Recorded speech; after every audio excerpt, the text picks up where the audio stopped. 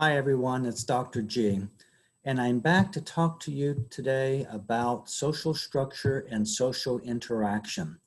So what I'd like to do is a quick recap of what we spoke about in the previous video. And that is that sociologists use two levels of analysis, macro and micro. Macro sociology places emphasis on broad features of society, whereas microsociology emphasizes social interaction, which is understanding what people do when they come together.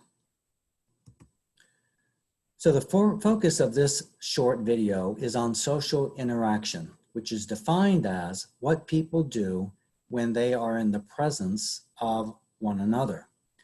And examples include stereotypes, dramaturgy, ethnomethodology, and the social construction of reality. So let's start with stereotypes, which are defined as assumptions of what people are like based on previous associations with them or with people who have similar characteristics, or based on information, whether true or false. Research shows that stereotypes tend to bring out the very kinds of behavior that fit the stereotype. It's called the self-fulfilling stereotype. As an example, if you are told year after year after year that you are incompetent, then research shows that after that period of time, you might start to actually believe that you are incompetent. Stereotypes are very prevalent within society, and I want to give you an example comparing men and women. Here are some stereotypes for men: aggressive, logical, mechanically inclined, and assertive. Compare them to stereotypes for women: passive, emotional, gossipy, and sensitive. Now, I'm certainly not saying that this is the way that it should be, but unfortunately, these are some of the stereotypes that we do have for men and women within society. Dramaturgy is a theory developed by sociologist Irving Goffman, and it is a theory analyzing social life in terms of theatrical performance. So according to Mr. Goffman, social life is like a drama or the stage. He said that we have both a front stage and a backstage.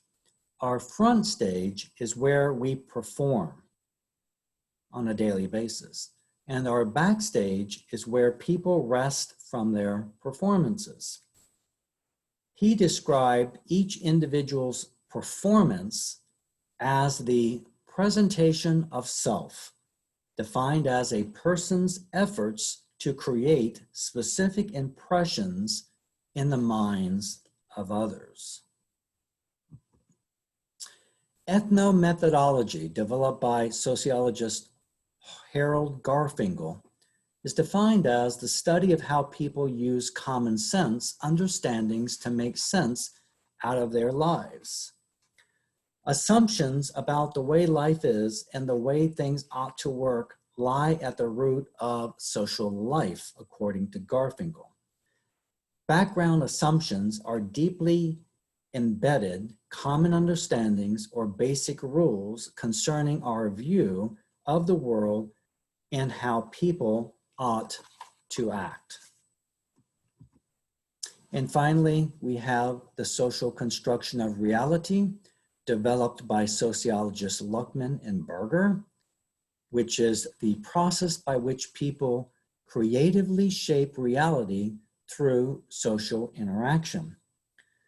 So the social construction of reality is the process by which we take the various elements available to our society and put them together to form a view of reality. So usually we assume that reality is something that's out there, that kind of hits us in the face.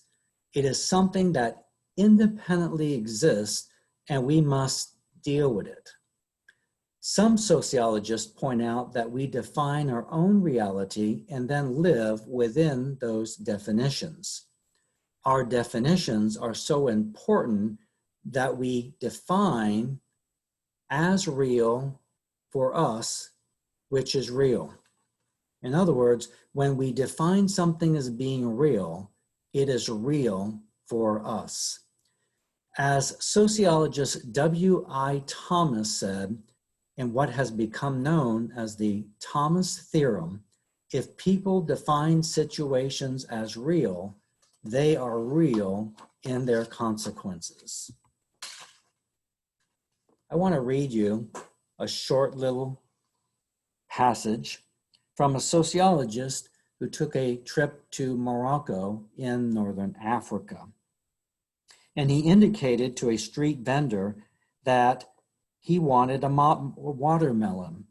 And he saw that the knife that he was going to cut the watermelon with was dirty. He asked that it be cleaned.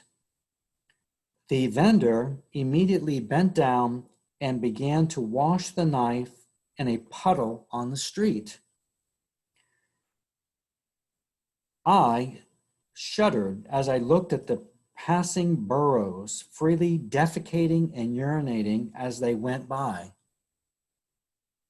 The author says, quickly I indicated by gesture that I preferred my watermelon uncut.